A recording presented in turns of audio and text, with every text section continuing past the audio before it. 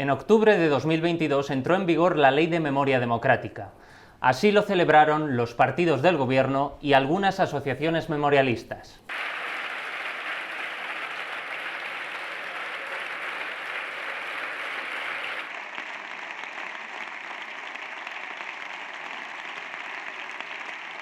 Desde aquella foto han pasado 2 años. La norma se presentó como una herramienta clave para reparar los crímenes y violaciones de derechos humanos cometidos durante la guerra civil, la posguerra y la dictadura franquista. También se concibió como una oportunidad para preservar, mantener esa memoria de aquellas víctimas de la guerra y del régimen de Franco. Sin embargo, 2 años después de su entrada en vigor, las voces de las víctimas y los activistas por la memoria siguen alertando sobre los vacíos que esta ley deja en cuanto a justicia, verdad y reparación integral. Para analizar la ley y el papel de las instituciones en su desarrollo, contamos con 3 perfiles clave. Sus trayectorias están marcadas por una lucha incansable en la defensa y reparación de la memoria de las víctimas del franquismo. Ellos son Rosa García Alcón. ¿Qué tal? ¿Cómo estás? Gracias por estar en público. Y gracias a vosotros. Arturo Peinado. ¿Qué tal? ¿Cómo estás? Muy bien, muchas gracias. Y Sergio Gálvez. Con vosotros vamos a intentar analizar las claves de esta ley de memoria y sobre todo los efectos que ha tenido durante estos 2 años. Vamos a empezar por un ámbito más general y luego vamos a ir desgranando poco a poco elementos importantes de la ley. Entonces, en primer lugar, os quiero preguntar ¿qué balance hacéis de estos 2 años en vigor de la ley de memoria democrática? Si quieres empezamos contigo, Rosa. Pues el balance no puede ser más negativo, porque en estos 2 años prácticamente no se ha puesto la ley en vigor, o sea, no se ha utilizado, porque no se han hecho las reglamentaciones necesarias y por tanto pues no hemos notado diferencia alguna, ¿no? Y esto es una de las cosas que vamos a exigir en este segundo aniversario, que es urgente que se reglamente la ley, todo lo que se especifica, porque si no es como papel mojado. Sergio. Pues bastante parecido a lo que ha comentado Rosa, es un balance agridulce.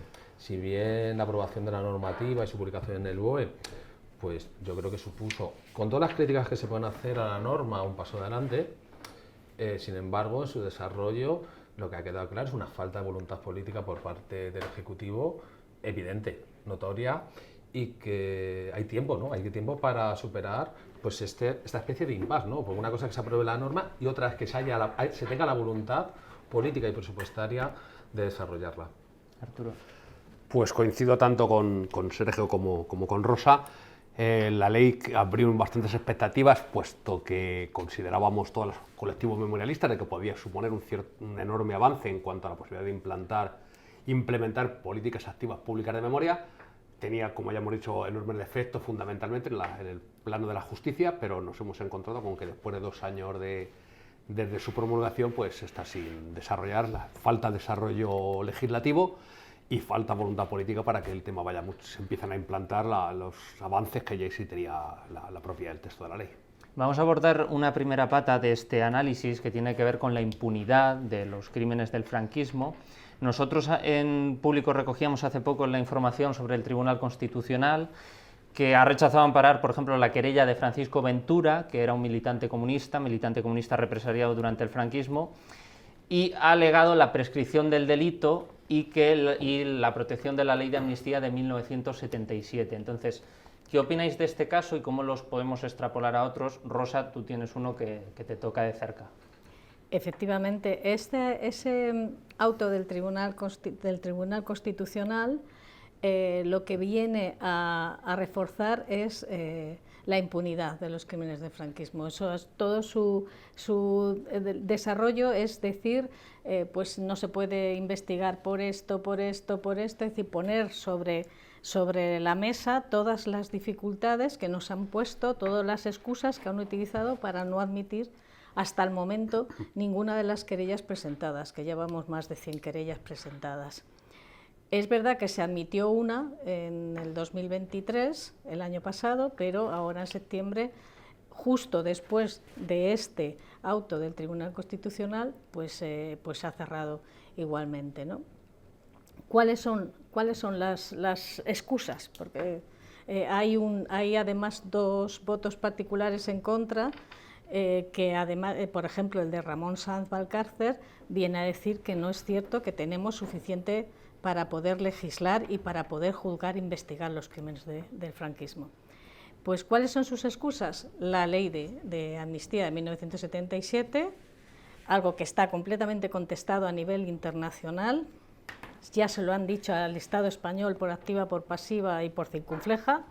Esa ley no es legal y no se pueden amnistiar crímenes de lesa humanidad como todos los cometidos durante el franquismo, a la luz del derecho internacional de derechos humanos. Otra de las partes es que han prescrito en la medida en que hace ya muchos años, y en España esos delitos que llamamos de lesa humanidad prescriben solamente se pueden considerar no prescritos a partir de los cometidos en 2004 en adelante. De 2004 para atrás no existen. Y por tanto, esas dificultades les impiden, en este caso a la juez del juzgado número 50 de Madrid, que aceptó esa querella, pues les impide seguir manteniéndola, ¿no? Y este auto del Tribunal Constitucional ha sido un verdadero mazazo. Es volver a repetir lo que ha dicho la Judicatura en varios momentos, en las sentencias del Tribunal Superior en 2012, del Tribunal Supremo, y en 2020, y ahora vuelven a repetir lo mismo. Nos encontramos además que en este auto nos dice que la ley de memoria democrática no sirve, porque no puede estar por encima del Tribunal Constitucional. Es decir, que el legislativo no ha cumplido con su papel, tal como les dijimos y les hemos dicho durante todo el proceso de desarrollo y de la Ley de Memoria Democrática, que estuvo desde 2020 hasta 2022 y en la que hemos estado participando la mayoría de las organizaciones de memoria, exigiendo para que tuviera un nivel adecuado, ya que habíamos estado un montón de años pidiendo una ley que se ajustara y que nos concediera los derechos que tenemos reconocidos como víctimas del franquismo: verdad, justicia y reparación, como garantías de no repetición. Sergio, ¿cómo lo ves? El papel del legislador en este sentido entiendo que ha sido insuficiente. Bueno, para los que estuvimos en parte de la redacción y también en la negociación, claro, lo que veíamos era esta ley mejora evidentemente a la de 2007, a la de ley de memoria histórica que se aprobó el gobierno Zapatero, pero el debate es siempre, ¿para qué se legisla una ley que pretende garantizar el derecho a la verdad, a la justicia, a la reparación, la garantía de no repetición de las víctimas de crímenes de lesa humanidad? Estamos hablando de víctimas de crímenes de lesa humanidad. Si esa ley, el actor mayoritario del gobierno de coalición se niega precisamente a derogar, a anular la ley de amnistía, que es el vehículo legal garante de lo que el equipo Nizkor, allá en 2004, llamó el modelo español de impunidad. ¿Para qué se legisla entonces? ¿Para hacer apaños? ¿Poner parches? Esa es la sensación. Y sabíamos que iba a pasar. Porque uno de los argumentos cuando se aprobó, dice, bueno, no retiramos, o sea, no se puede anular, bueno, con argumentos, no son argumentos, son pretextos, que es peor. Son mentiras como si fuéramos todavía gente iletrada, algo así. No se puede anular la ley de amnistía. Por supuesto que se puede anular, es una cuestión de voluntad política. Muy sencillo, ¿eh? Mañana queda derogada con voluntad política. No va a pasar nada. No va a pasar nada. Claro, sabíamos que nacía coja esta norma, pero era lo de siempre. Vamos dando pasitos, pero claro, mientras tanto, las víctimas del franquismo de primera, de segunda y tercera generación se hacen mayores y muchas de ellas desaparecen. Y mientras tanto, la impunidad es un eje explicativo fundamental para entender lo que ha pasado de la transición española hasta el presente, que se llama impunidad, se llama maltrato y desprecio sistemático a las víctimas de crímenes de lesa humanidad. Y esto no lo digo yo, esto lo dice la Comisión de Derechos Humanos de Naciones Unidas. Lo ha dejado redactado, los redactores especiales, y luego sobre todo esa sensación del gobierno español muy preocupado por los derechos humanos, determinados derechos humanos, pero cuando se pasa por el mismísimo forro, el Ejecutivo, evidentemente estoy hablando de la parte mayoritaria del Ejecutivo, del PSOE, se pasa por el forro todas las convenciones y todas las normas aprobadas que fundamentan el derecho internacional, que defiende a las víctimas de crímenes de lesa humanidad. Y en España lo ha dicho muy bien Rosa, no hay con esta norma posibilidad ninguna, ni siquiera, no es ya del derecho a la verdad, del derecho a la verdad judicial, porque era como un apaño. Bueno, no derogamos la ley de amnistía, se ofreció, pero las víctimas tendrán un derecho a la verdad judicial. ¿Qué es la verdad judicial si no hay verdad? Y no se puede perseguir a los victimarios. O sea, creo que es la gran cuestión que queda pendiente y que no va a resolver esta norma, porque además era voluntad de esa parte mayoritaria del Ejecutivo que no se resolviera por falta de voluntad política, por cobardía, porque a ver qué sucede después de más de 40 años de fallecimiento del dictador, para que aquí no se pueda juzgar todavía a los victimarios de crímenes de lesa humanidad, que estamos hablando de una cosa muy cruda. Pues nada, siguen amparados por esa ley de amnistía.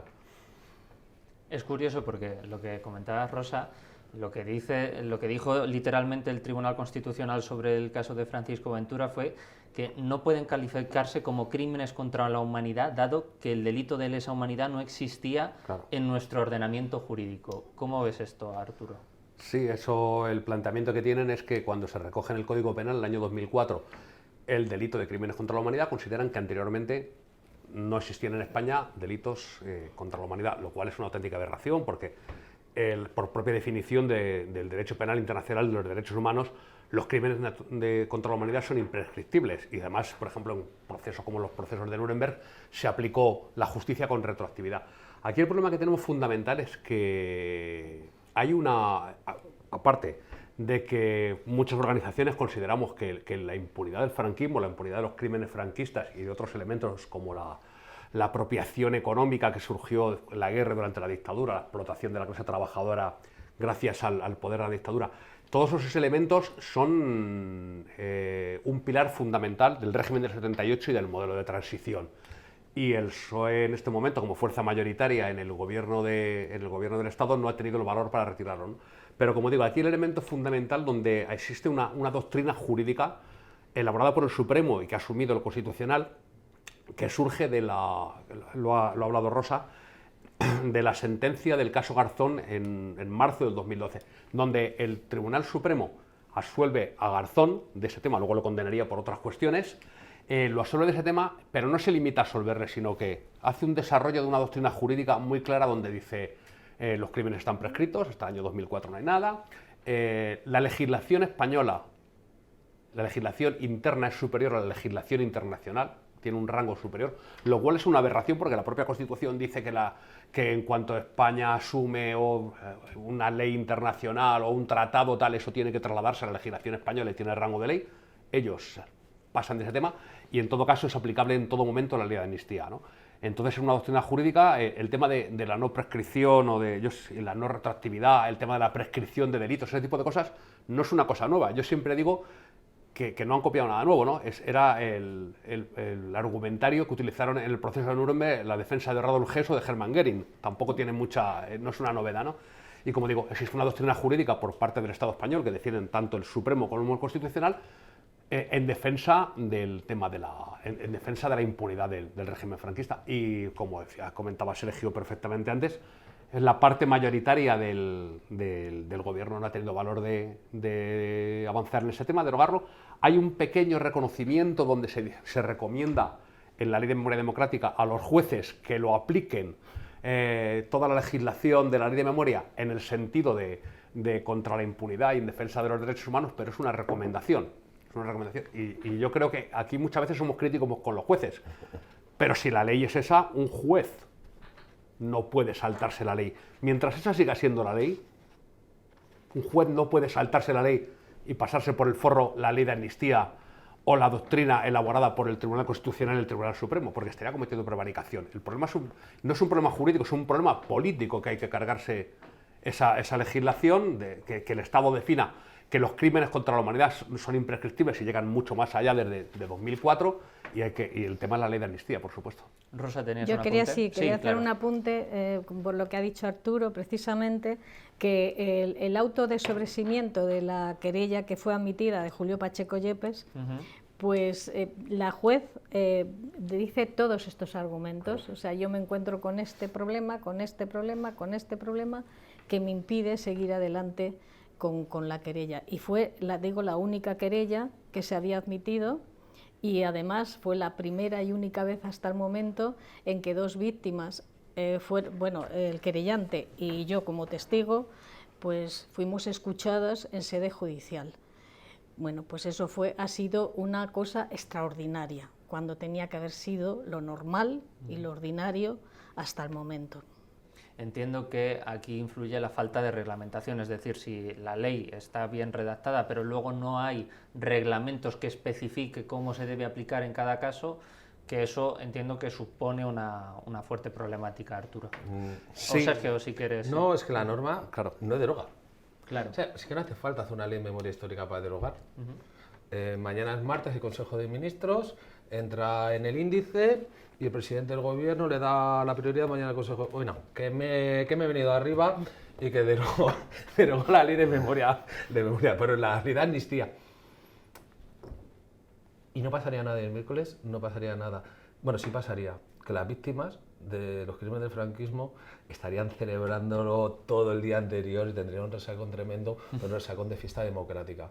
Porque aquí estamos hablando de evidentes déficits democráticos, estructurales, de este modelo democrático, o sea, como lo queramos llamar. Es una democracia de baja calidad, porque para que la gente que nos escuche, porque al final, esto como historiador, yo lo intento explicar, vamos a ver, porque está el relato todavía de la transición, que como decía Vázquez Montalbán, había un conjunto de señores bien comidos y bien bebidos que al parecer apañaron todo y hicieron la transición, se reunieron, tal.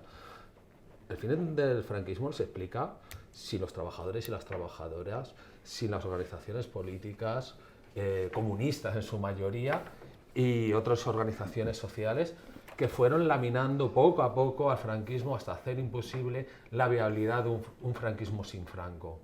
Otra cosa es que lo que pasó, las transacciones que hizo la transición.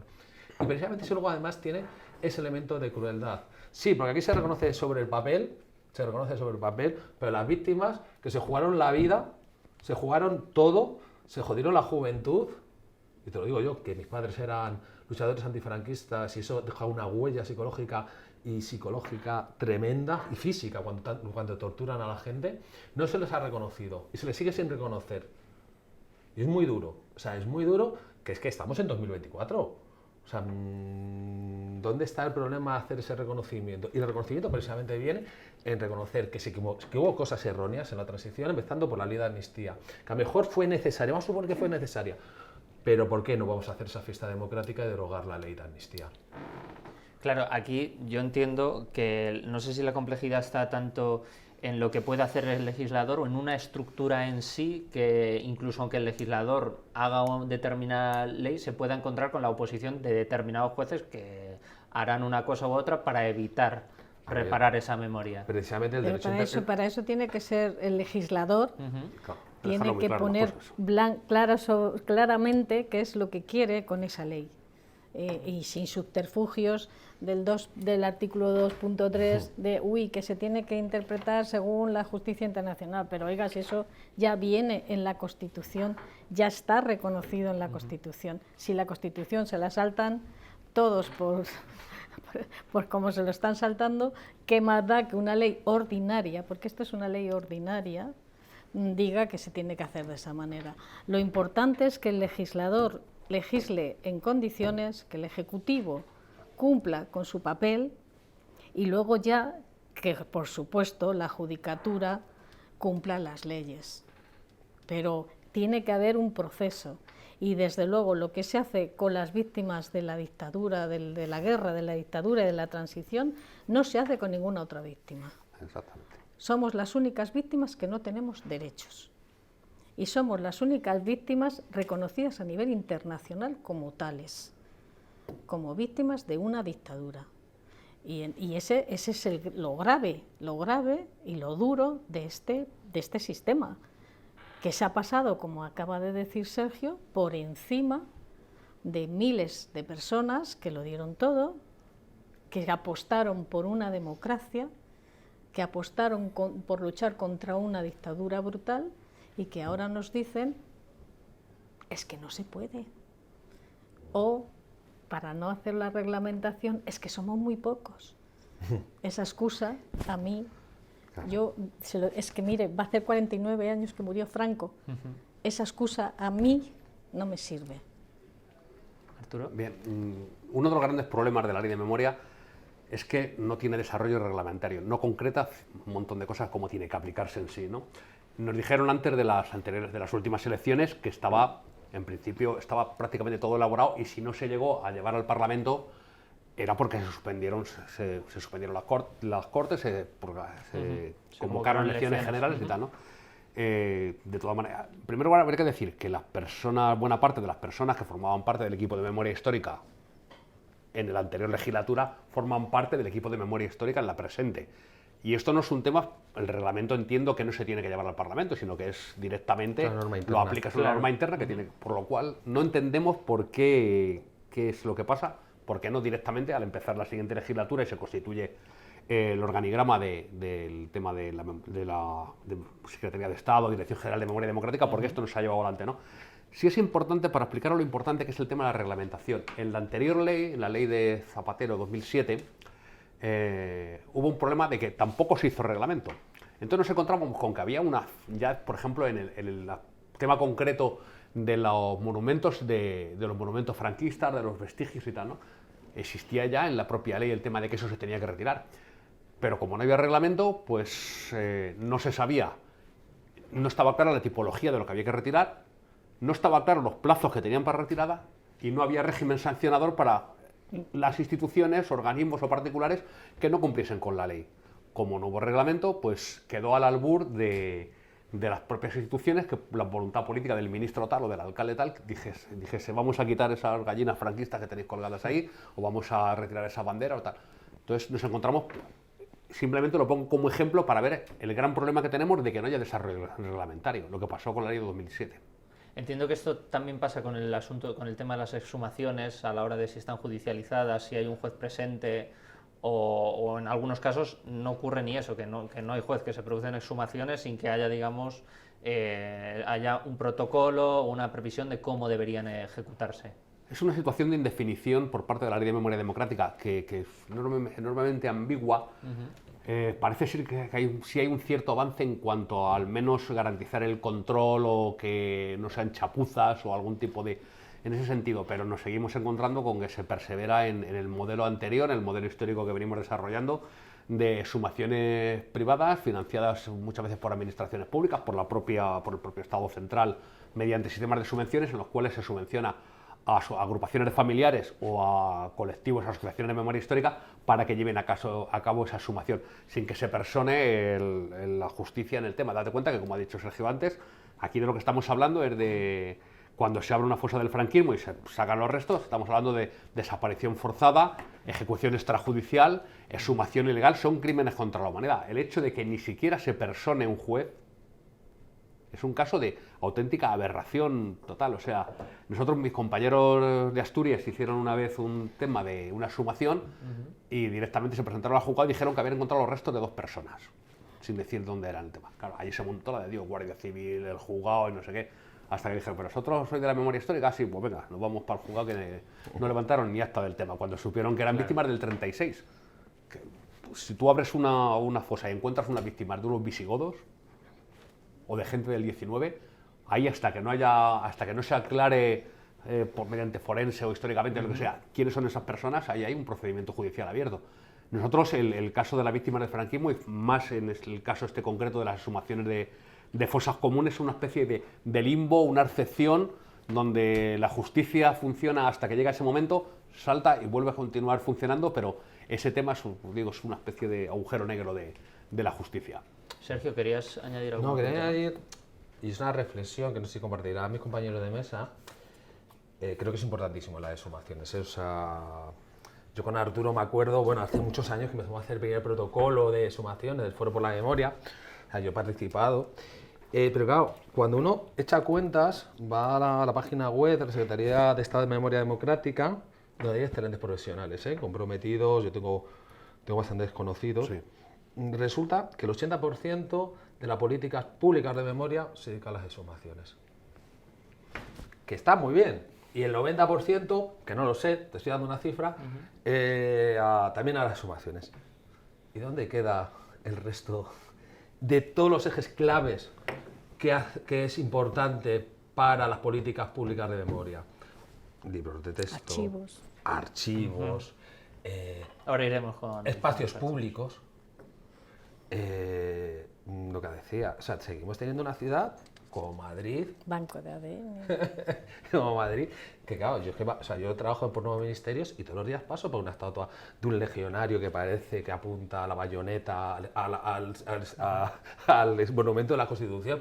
Tengo una ciudad, y esto es Madrid, pero en otros sitios se sigue incumpliendo de forma deliberada por muchos municipios. Bueno, si vamos a los pueblos más pequeños, ahí ya es... Es que ahí, como dice, ahí llegó el Estado de Derecho alguna vez. Pero por la ironía, pero... Y no pasa nada. Y claro, el problema es que ha habido 3, 4 generaciones, 49 años, desde la muerte del fallecimiento de un dictador genocida, de que nos hemos socializado en la impunidad del franquismo. Y yo esto lo noto con mucha gente, incluso de mi edad o más pequeña, dice, bueno, ¿para qué nos vamos a meter en broncas? Ese rollo, hijo, no te metas en política. Eso se ha ido traspasando.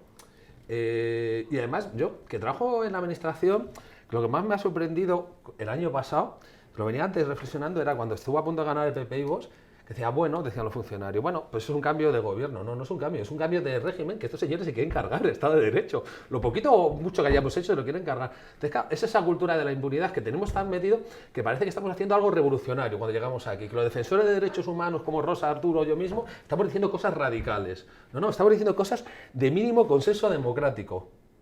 Que es lo que no queda claro. Parece que siempre tenemos que ir a la defensiva, a defender lo nuestro, cuando debería ser el Estado el que tuviera una oficina y dijera, oiga, mira, hemos visto en este archivo que usted estuvo 10 años preso en la cárcel de Carabanchel, usted no ha pedido ningún tipo de ayuda. Pues mira, según esta norma a usted le corresponde esto, o por lo menos un reconocimiento. Y un reconocimiento como puede ser que le vamos a mandar su expediente carcelario, su expediente completo, y va a poner anulado. Algo así, exactamente. Algo. Pero es que no son las víctimas las que tienen que ir al Estado, o irse fuera del Estado, irse fuera de España, que esa es otra. O sea, es simplemente algo de mínimo consenso democrático. Y por eso, cuando hablamos del maltrato sistemático a las víctimas del franquismo, es una realidad, pero que no genera ningún problema político de primer orden. Y esto es una emergencia democrática.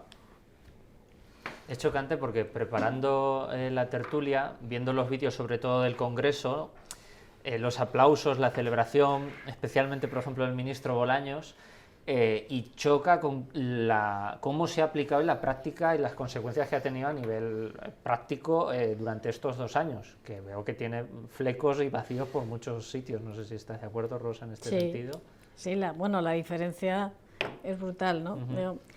Y quería apuntar, aunque no viene al caso, pero me acuerdo cuando vino la primera vez que le trajeron a Zelensky, que acababa de empezar la guerra, y Zelensky, que debía de haberle hecho el discurso, un asesor que no estaba muy enterado de cómo estaba la situación, pues comparó lo que estaban sufriendo con lo que habían sufrido en Guernica en 1936. Estamos en abril de 2022.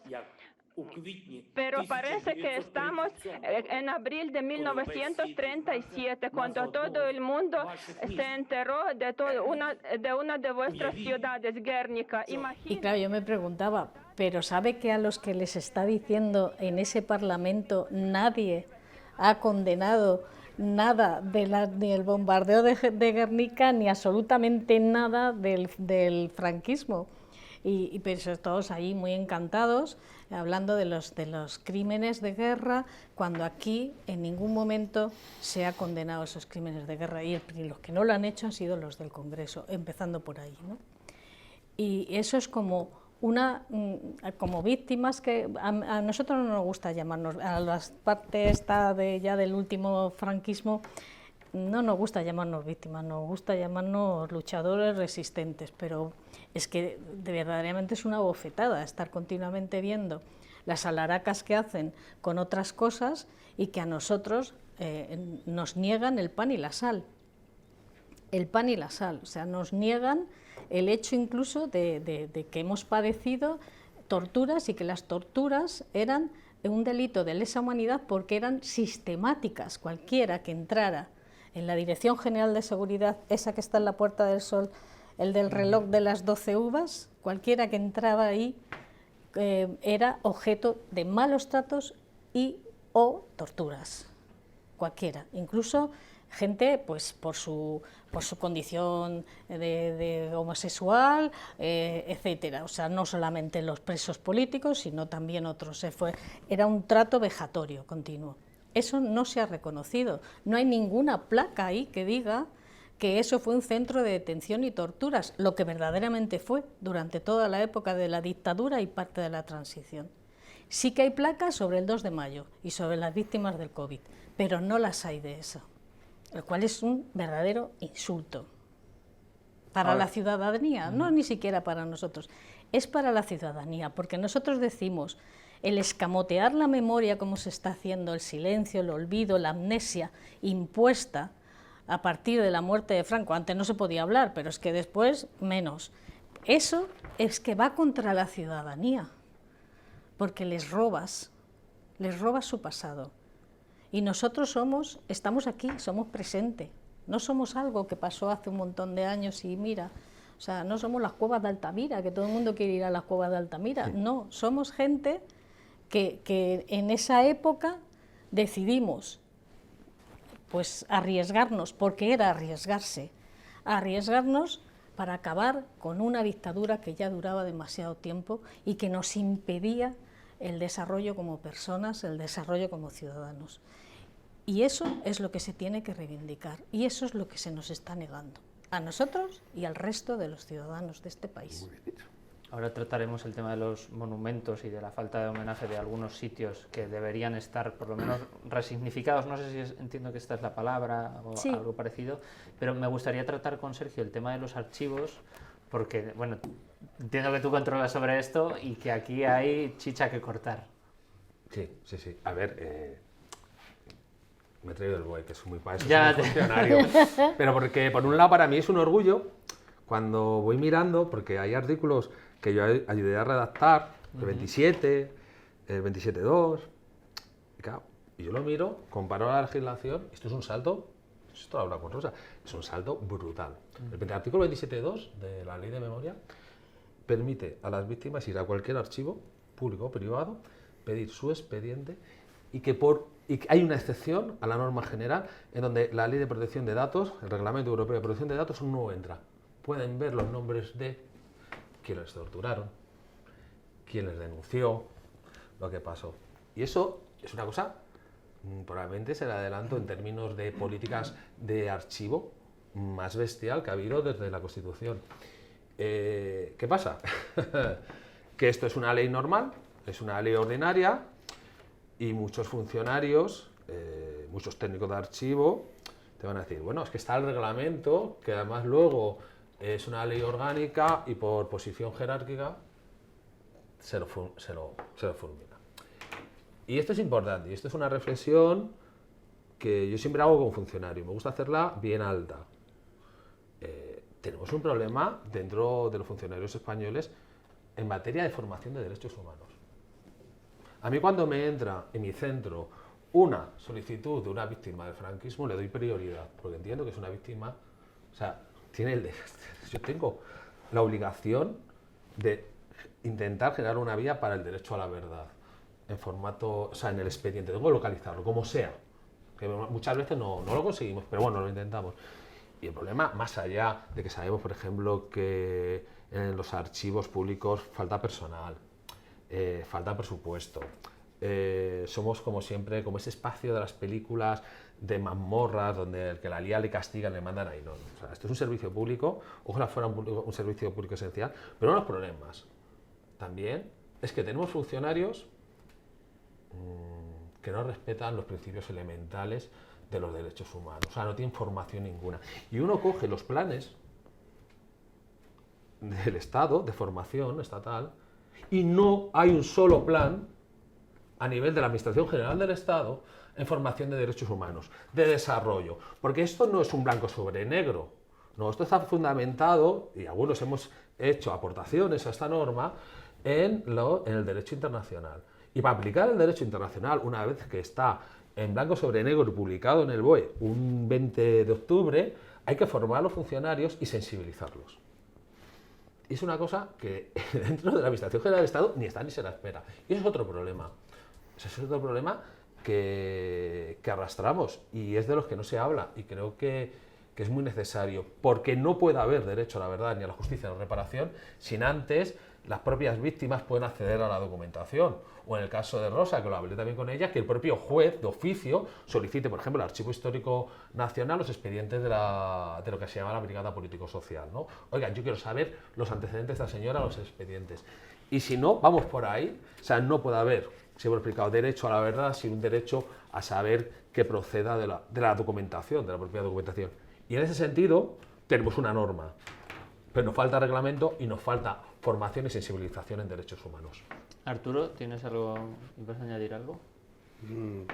Me gustaría añadir, estaba pensando sobre el tema porque me ha gustado mucho antes el ejemplo que ha puesto Sergio del monumento al legionario, porque digo que a mí me encanta. Soy muy polémico, pero me encanta. Esto, Arturo, que me asusta. Te digo que me encanta. Me está asustando. ¿Por qué? Porque es un ejemplo de cómo se hace memoria histórica, cómo tiene que hacerse, ¿no? Y digo, por ejemplo, frente a la timidez que hemos hablado del gobierno, que no ha llegado tan lejos en el tema del desarrollo de la ley de memoria, en la aplicación, frente a lo que hacen ayuntamientos de, podemos decir, progresistas o de izquierdas, tenemos, y en este caso siento mucho hablar de madrileñismo, que vamos a hablar de Madrid, pongamos que hablo de Madrid, ¿no?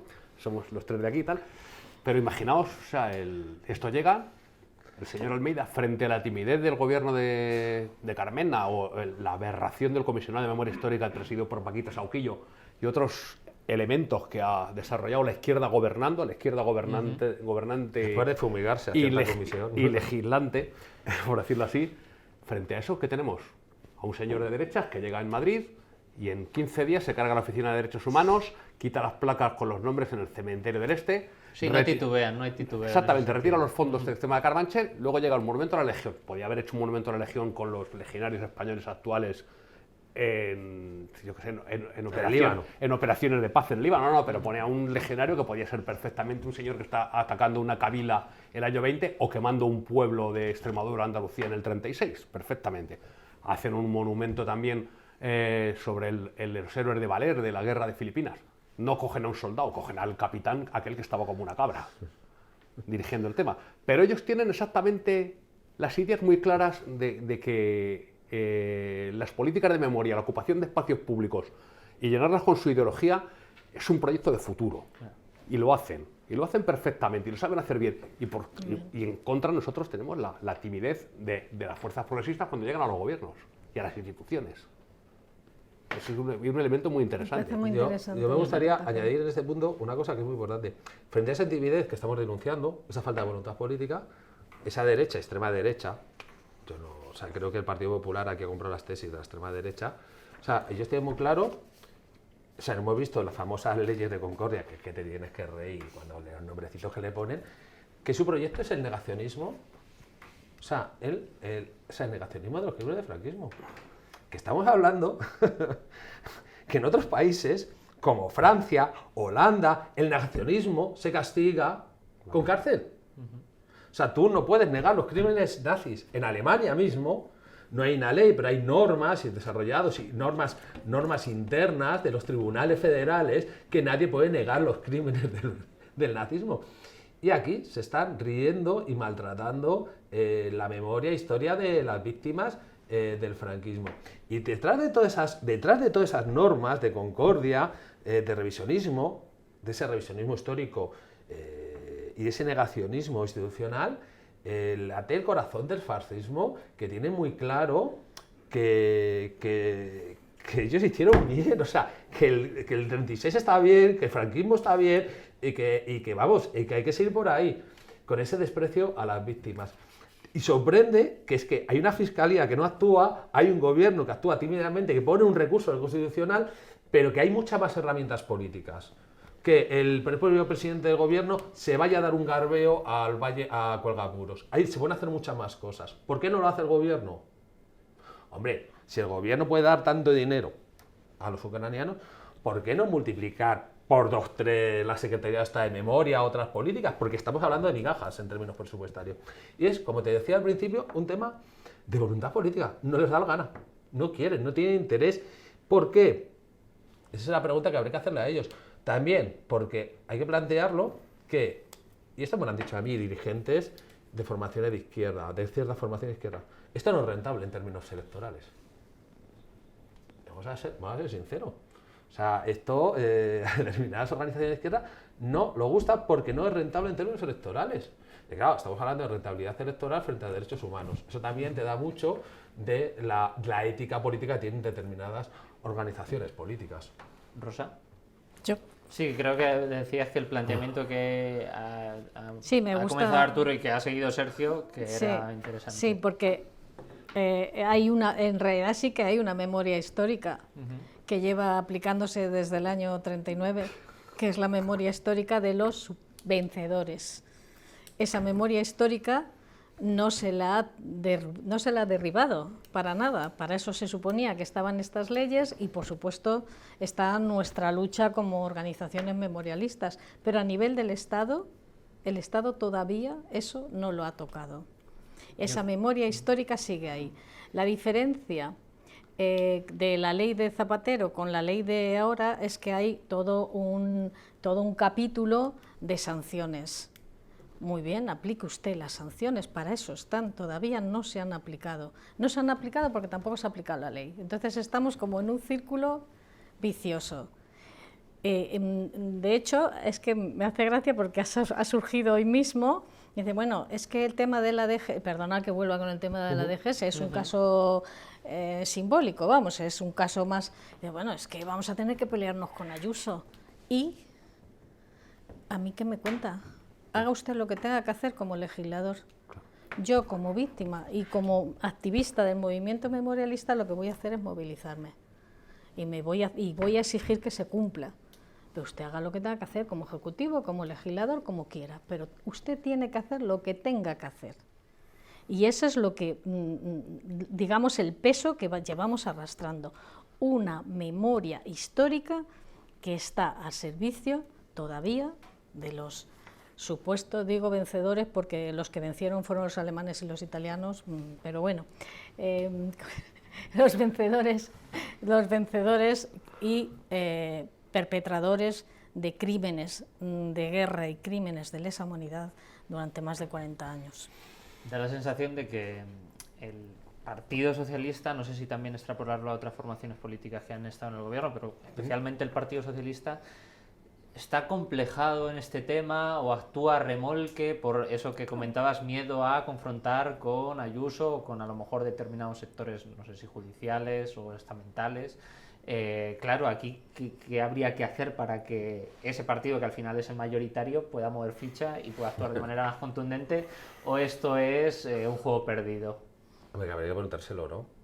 Oiga, por ejemplo, yo me gustaría preguntarle, no al secretario de Estado, ¿no? Al presidente del gobierno, me gustaría tenerla aquí y decir, oye, ¿por qué habéis dejado caducar los expedientes de tramitación de lugares de memoria como Carabanchel o Puerta del Sol?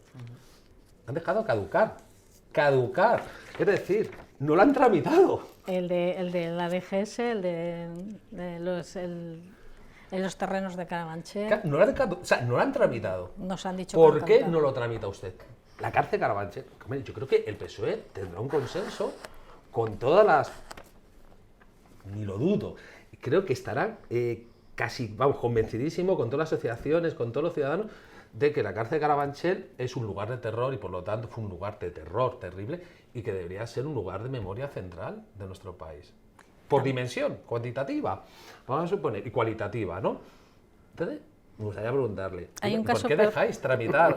Perdona que te corte un momentito solo, perdóname, porque hay un caso todavía más sangrante, que es la cárcel de Yeserías. Efectivamente. Que está en pie, que fue una cárcel que se utilizó después de la guerra para los presos políticos, hombres. Ahí estuvieron, entre otros, el Buero Vallejo, durante unos días Miguel Hernández, Eduardo de Guzmán y mucha más gente. Luego fue cárcel de mujeres y ahora mismo es un centro de inserción, se llama, ¿no? Un centro de inserción, está en propiedad del Estado, o sea, es del Ministerio de Justicia o del Ministerio del Interior, me da igual, de este gobierno, no está resignificada. Pues han tenido tiempo para hacerlo. Digo yo, pues ¿cuánto problema? Porque sí, la DGS es Ayuso, Carabanchel, bueno, todos los líos que podamos tener con Carabanchel, pero es que eso está ahí, no está derribado, está ahí, tiene otra utilización y pertenece al Ministerio de Justicia o al Ministerio del Interior. ¿Por qué no lo hacen? Arturo. Bien, bueno, el tema de la situación del Partido Socialista, ¿no? Yo creo que se encuentra en dos posiciones, ¿no? En primer lugar, que su militancia es favorable muy mayoritariamente al tema de la recuperación de la memoria democrática, que buena parte de las personas que estén en muchas comunidades autónomas que están trabajando por la memoria democrática del movimiento memorialista y de colectivos de víctimas del franquismo tal, también son militantes, pero como he dicho antes, ya se ha escrito y se ha dicho en muchos sitios que el PSOE es el verdadero partido del Estado del régimen del 78, de la transición, y como he dicho antes, la impunidad del franquismo es uno de los pilares centrales del régimen de la transición. Entonces yo creo que eso explica un poco todo. El tema de la derecha, ¿por qué es tan negacionista? ¿Por qué, como ha explicado Sergio antes, apoya, o lo explica también Rosa, sigue siendo franquista, sigue aceptando la dictadura, asumiéndola y tal, es contraria a las políticas de memoria democrática? Y nosotros hemos comentado siempre que daos cuenta que el golpe de Estado del 36, la dictadura y otros elementos de, por ejemplo, la explotación salvaje de la clase trabajadora que había sido derrotada y aniquilada prácticamente durante la Guerra Civil y tal, toda esta historia y eso ha procurado poder político y ha garantizado la hegemonía social y económica de 5 generaciones, sin que haya habido condena ni haya habido repulsa sobre esa historia en ningún momento por parte del Estado español. Hombre, yo directamente diría, si lo tienen que repetir, ¿cómo no lo van a repetir? Si tuvieran que hacerlo otra vez, ¿por qué no van a hacerlo otra vez? Si han tenido 5 generaciones de impunidad y han pegado el pelotazo del siglo y han sido ricos y multimillonarios. Veíamos ahí a Rocío Monasterio, a Espinosa de los Monteros, con nietos del general, con los 40 pisos. Eso es un caso normal y habitual, ¿no? Entonces, pues con esta gente tenemos un problema. El problema fundamental es el PSOE, y no solamente el PSOE, sino otras fuerzas políticas de la izquierda que tampoco lo tienen excesivamente claro, empujan, pero como ha dicho Sergio, tampoco es la prioridad electoral, ¿no? Claro, eso es interesante, ¿no? Porque con la idea que pones de que probablemente una gran mayoría de votantes, militantes del Partido Socialista sí que pueden apoyar leyes o normativas en este sentido, pero electoralmente, Sergio, no sé si puedes ahondar en esa idea de cómo es posible que electoralmente una cuestión así, que debería ser una de sus principales banderas, les pueda perjudicar electoralmente. Bueno, no voy a dar nombres. Cuando quieren, nombres, sí, cuando quieren, sí. Pero a mí me han Sí, dicho, ¿no? a mí me han dicho o sea, diferentes responsables, de que hemos hecho encuestas. Perdón, es que hablar de encuestas con derechos humanos, porque suena mal, porque estamos mercantilizando una idea, estamos mercantilizando un derecho humano. Claro, es que esto no nos sale a cuenta. Y no lo vamos a llevar al programa electoral, o bueno, lo vamos a medio esconder el programa electoral. No te preocupes, que no hace falta que lo metas en el programa electoral.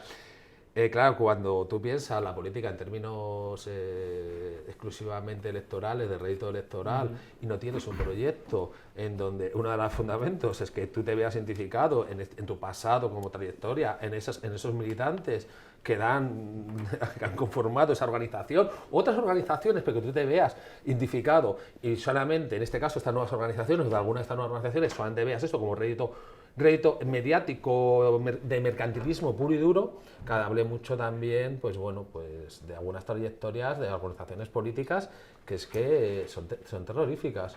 Y bueno, y que les interesa luego cuando hablan de memoria democrática, pues de las exhumaciones, de 4 cosas, pero que no les interesa mucho más. Eso es un problema para la izquierda, y es un problema serio, porque esas actitudes que son pasivas, que no son activas, al final también ayudan a que ese modelo español de impunidad se siga cimentando, porque es que está cada día más fuerte. Vamos a hablar de un tema que yo creo que es fundamental, que es el tema de las fundaciones, de las asociaciones, especialmente de la Fundación Francisco Franco.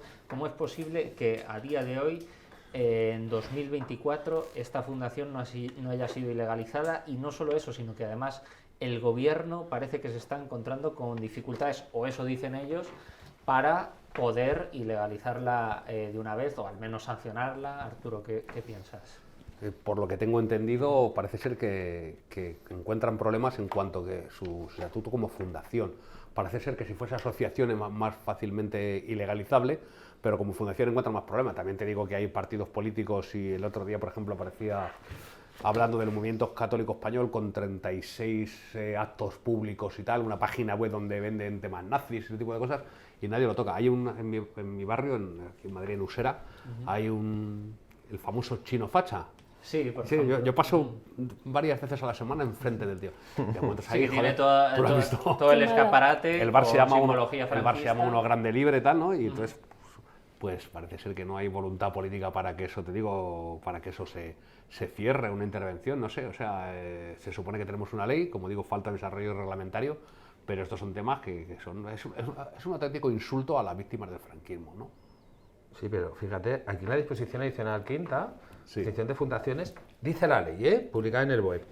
Al amparo de lo dispuesto en el artículo 31F de la Ley 50/2002 de 26 de diciembre de fundaciones, concurrirá causa de extinción cuando las fundaciones no persigan fines de interés general o realicen actividades contrarias al mismo.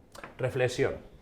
A ver, legislación hay, legislación hay de sobra para haber cerrado esa fundación. Bueno, primero que entre la Guardia Civil de Patrimonio, el Servicio de Patrimonio de la Guardia Civil, y recupere toda la documentación pública que tiene secuestrada esa fundación. Eso es lo primero. Y que vaya a un archivo público para que tenga un tratamiento archivístico adecuado y se haga una evaluación si ha desaparecido documentación, porque también hay un reglamento aquí de gente que ha destruido, que lo metimos al final, o sea, de destrucción de documentación, patrimonio, etcétera, etcétera. Pero lo importante, hay legislación. No hemos hablado antes y volvemos a antes. ¿Por qué el gobierno ahora está mareando otra vez la perdiz? O sea, el artículo 31F, y hay una disposición quinta, te ofrece una vía para cerrar la fundación. Si uno mira la hemeroteca, anuncio después de aprobarse la ley. Vamos a ir, lo primero que vamos a hacer, vamos a agarrar una Fundación Francisco Franco. La Fundación Francisco Franco. ¿Cuántas veces? Si tiráis de hemeroteca aquí en público, la podía anunciar 10 veces en 2 años. Esto es como lo de la ley de secretos oficiales. Sí. Cuando no hay noticias en verano o en Navidades, y vamos a sacar la ley de secretos oficiales. No quieren. O sea, no quieren, no es que no puedan, es que pueden. O sea, es que estoy convencido que pueden. El problema es por qué no quieren. Claro, es que al principio se dijo que se iba a modificar lo que es la ley reguladora del derecho de asociación y en un primer momento se dijo que con esta modificación podría prohibirse la Fundación Francisco Franco. Y luego el gobierno aclaró que no, porque esto regula asociaciones y esto se trata de una fundación. Claro, Esto es lo que dicen, pero... Claro, pero bueno, yo te estaba leyendo que es una fundación, bueno, Fundación Nacional Francisco Franco, se llama el nombre. Es una fundación, tiene estatutos de fundación, tiene una sede física con documentación secuestrada y lo que se podrá encontrar allí. Y hay un artículo que aquí te garantiza que puedes fumigarte. Entonces, ¿por qué están mareando la perdiz? O sea, esa es la pregunta, ¿no? Yo creo un poco reflexión, ¿no? De ¿por qué no lo hacen? Yo creo que por un lado dicen una cosa, o sea, ellos dicen, no, la memoria no da votos, pero justo cuando vienen las elecciones, siempre, o cuando está la cosa ahí un poco, siempre aparece alguien del PSOE, alguien del gobierno, tratando el tema de memoria. O sea, que no deben de tener muy claro si les da o no les da votos. En este caso pasa lo mismo, como ha dicho Sergio, pasa lo mismo que en otras cosas. Legislación hay. Y si no la hay, que la saquen. Porque para eso es el legislativo y para eso es el ejecutivo. Claro que la hay. Pero ¿cuándo la harán? Cuando les sirva como acicate para que le lleguen más votos. Porque ellos saben que hay cosas, pasó cuando la exhumación de Franco de Cuelgamuros, que se hizo en el año 2019, creo recordar. El del 2019. 18, Sí, fue antes de la pandemia. Del 18 al 19. Imaginaros los años que estuvieron allí los restos de Franco. Pues lo hicieron.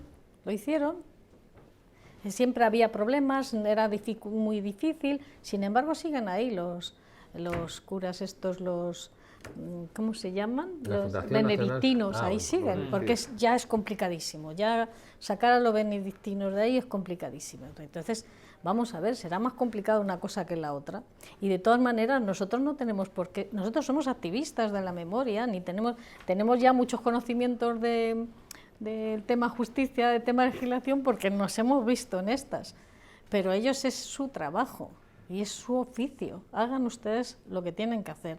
El PSOE ha estado en España gobernando más tiempo que el PP, y ha estado con mayorías absolutas más tiempo que el PP. Si no se ha hecho, es porque no han querido, y eso está así de claro. así de claro. Cuando murió Franco, la gente salió en muchos pueblos a buscar a sus familiares y a sacarlos de donde sabían que estaban enterrados. Y eso fue nada más morir Franco. Y en el año 81, después del golpe de Estado, y luego en el 82, con la subida del PSOE al gobierno, pues ya se acabó. Y pasaron, pero decenas de años, que ese tema no se tocaba. Hasta la época de Garzón, incluso antes, que empezaron, primero desde la academia, con historiadores muy potentes y muy buenos haciendo investigación, y luego desde la movilización, ¿no? Así que llevamos muchos años, ya llevamos muchos años. Y lo que decía Sergio, vamos cayendo, tenemos una edad.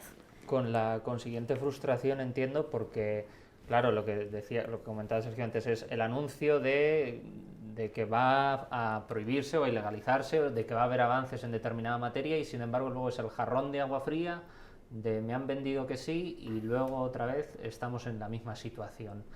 Claro, os quería preguntar, ¿estamos a día de hoy en la misma situación que lo estábamos hace 10 años, 20 años, o por lo menos ha habido avances en algún sentido? Yo creo que no, y la prueba además de ello es que se ha tenido que hacer una nueva ley de memoria democrática. Es decir, no estamos en la misma situación sencillamente porque el movimiento memorialista ha crecido, se ha desarrollado, sus planteamientos han sido asumidos por buena parte de la sociedad, por buena parte de la militancia de las fuerzas políticas y tal. Entonces estamos mejor fundamentalmente por la construcción del trabajo de abajo de un amplio movimiento asociativo que es enormemente plural, tanto en lo ideológico, en el tipo de tipología de organizaciones y el desarrollo territorial. Entonces no estamos mejor, seguimos teniendo problemas. A lo que apuntábamos antes, parece ser que sobre el tema del Valle de los Caídos sí se procede a la extinción de la fundación, con lo cual tendrán que salir los frailes. Lo están diciendo, parece esta mañana estaba escrito. Nos hemos encontrado, aunque parece ser que también que a final de año se va a hacer un concurso para la resignificación del Valle. Ya invitó el otro día a nuestro presidente del gobierno, al Papa, a que participase en el concurso.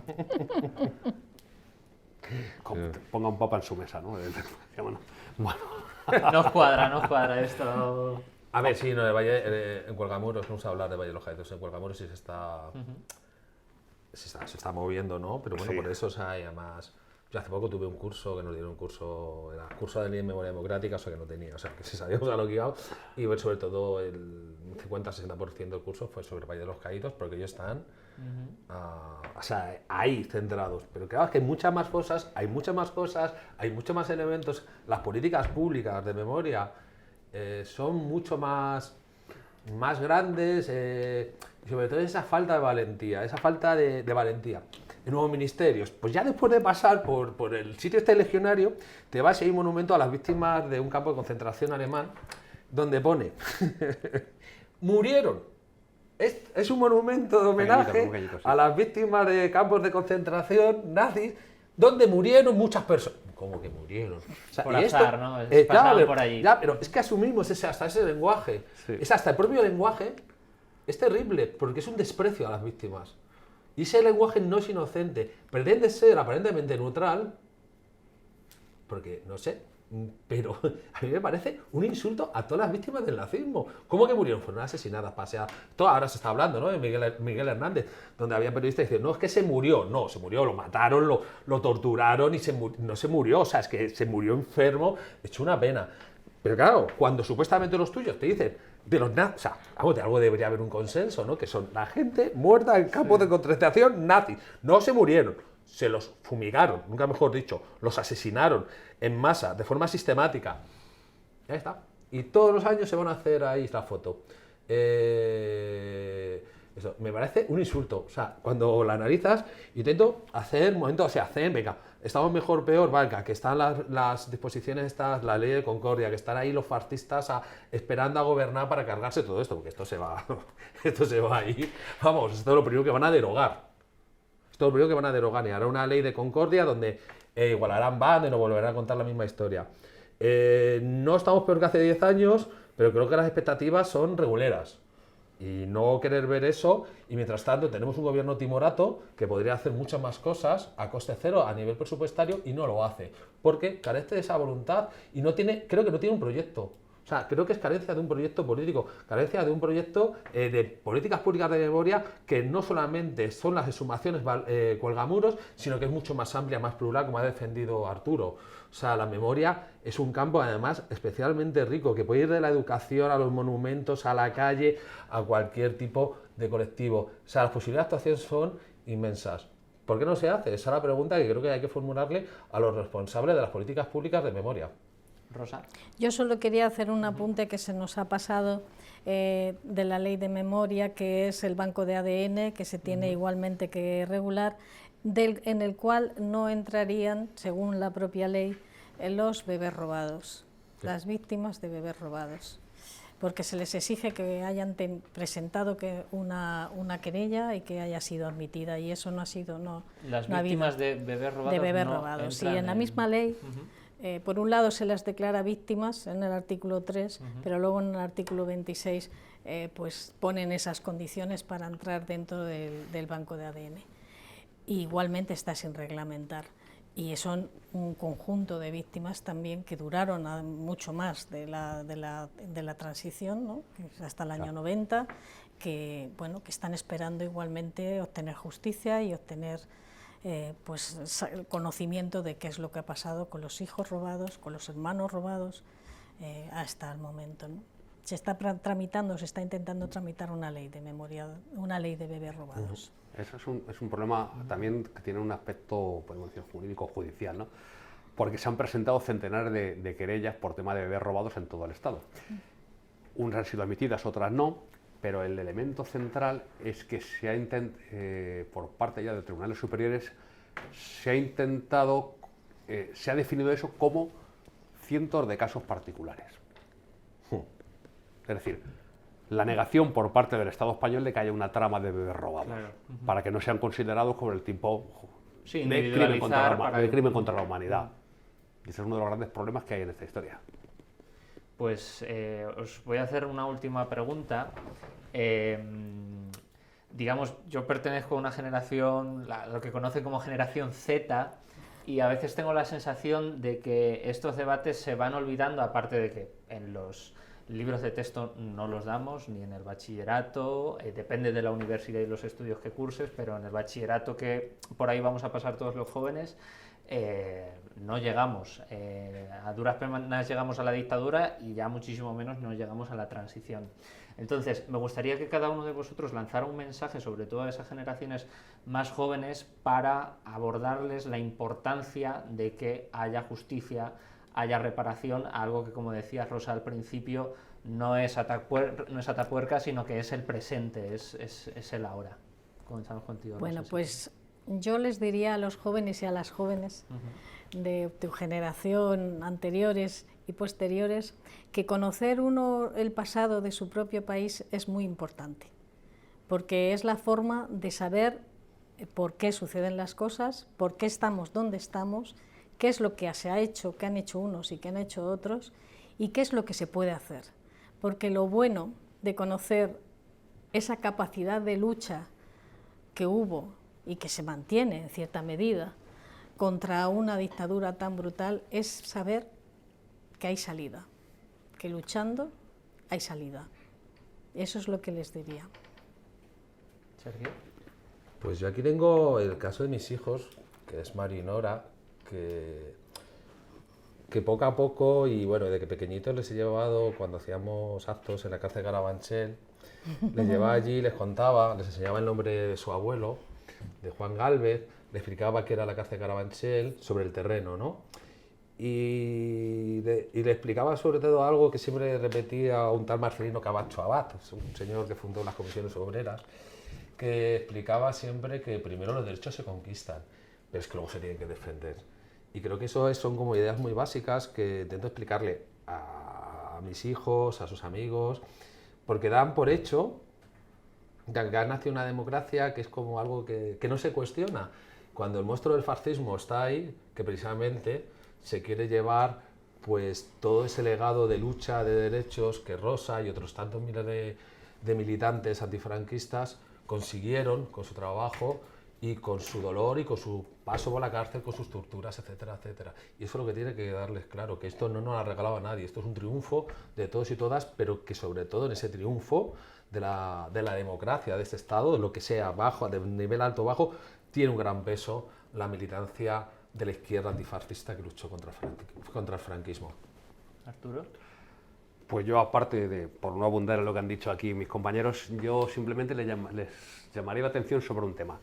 Les diría, la gente que quiere arruinaros y que os está jodiendo la vida en el tema de la enseñanza, atacando la enseñanza pública, la sanidad pública, la gente que se está hundiendo con el tema de la vivienda, la gente que no os paga por los puestos de trabajo y que son la gente que os lleva a la precariedad y a todo ese tipo de condiciones laborales lamentables, esa gente tiene muy clara que van a hacer de manera, como has dicho tú, absolutamente prioritaria, clara, una antimemoria histórica, es decir, en el sentido de que es una memoria histórica revisionista y negacionista de los valores democráticos que defendemos los que estamos aquí presentes y otra mucha gente más en el Estado español. Pues Arturo, Sergio, Rosa, muchísimas gracias por estar aquí en este espacio, en público, y gracias de verdad. Gracias a ti. Muchas gracias. Gracias a vosotros. Gracias. Y a los que nos habéis estado viendo en este debate, os invito a que os suscribáis a Público, a que nos sigáis en todas nuestras redes sociales, y también quiero agradecer a Ana María Pascual, que ha sido gracias a ella, periodista de Público, con la que ha sido posible hacer este debate. Gracias.